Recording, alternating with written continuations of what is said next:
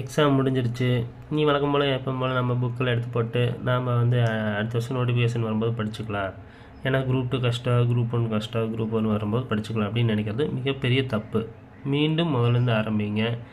முதல்லேருந்து இப்போ நமக்கு நிறைய நேரங்கள் இருக்குது. அதனால் வந்து நீங்கள் வேலைக்கு போய்ட்டு படிக்கிறீங்க, வேலைக்கு போய்ட்டே படிங்க. கிடைக்கிற நேரத்தை நல்லா படிங்க, உங்களுக்கு பிடிச்ச மாதிரி படிங்க. ஒருவேளை மார்க் கம்மியாயிடுச்சு, வருத்தப்படாதீங்க. மார்க் அதிகமாக இருக்குது, சந்தோஷப்படாதீங்க. உங்களுக்கு ஜாப் ஆர்டர் கிடைக்கிற வரைக்கும் எதுவும் நிரந்தரம் கிடையாது. ஸோ படிக்கிறத நிறுத்தவே வேணாம். நீங்கள் பாட்டுக்கு படிங்க. உங்களுக்கு ஜாப் ஆர்டர் வர வரைக்கும் படிங்க. குரூப் ஒர்க் பொறுத்த வரைக்கும் மீண்டும் அதே சிலபஸ் தான், அதே மேக்ஸ் தான். இங்கே இந்த டைம் வந்து பார்த்திங்கன்னா தமிழ் வந்து ரொம்பவும் எளிமையான கொஸ்டின். தமிழுக்கு 100க்கு 100 மேக்ஸிமம் கூட எடுக்கலாம். ஆனால் மேக்ஸும் ஜிகேவும் மாட்ரேட்டாக இருந்தது. ஒரு மேக்ஸ் வந்து பார்த்தா ஈஸி மாதிரி தான் இருக்கும், ஆனால் டைம் மிகப்பெரிய அளவில் கிளியர் பண்ணுச்சு. ஸோ நீங்கள் மேக்ஸ் ப்ராக்டிஸ் பண்ணணும். இப்போ மேக்ஸில் நீங்கள் மாற்றிக்கணும், உங்களை நம்மளே மாற்றிக்கணும். ஈஸியாக பழைய ட்ரிக்ஸு பழையபடி போட்டுட்டு வரதெல்லாம் ஆகாது. எவ்வளோக்கு எவ்வளோ குயிக்காக ஷார்ட்கட் ட்ரிக்ஸில் போகிறோமோ அதுதான் முக்கியம். ஜிகே பொறுத்த வரைக்கும் நினச்சும் பார்க்க முடியாத அளவு கொஸ்டின் வந்துருச்சு. எப்படி சொல்ல போகிறோன்னா, நம்ம ஹிஸ்ட்ரிலேயோ ஐஎன்எம்லேயோ அதிகமாக முக்கியத்துவம் படிச்சிருந்தாலும் இங்கே பார்த்திங்கன்னா பேசிக்கான கொஸ்டின்ஸே கொடுத்து ட்விஸ்டேட் பண்ணி கேட்டிருக்காங்க.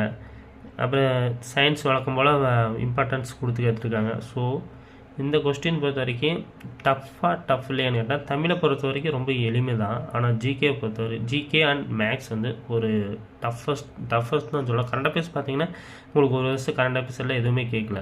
இதுவே போன வருஷம் கரண்ட் அஃபேர்ஸ் அது இதுன்னு கேட்டங்காட்டி உங்களுக்கு நம்மளே நல்லாவே ஒரு குழப்பத்துக்கு உள்ளாக்கி டிஎன்பிசி அவங்களோட வேலையை சிறப்பாகவே செஞ்சுட்டாங்க. கட் ஆஃப் பார்த்தீங்கன்னா குறைஞ்சது 180க்கு மேலே தான் வரும். ஆனால் 190 200 வரப்போகிறதில்ல.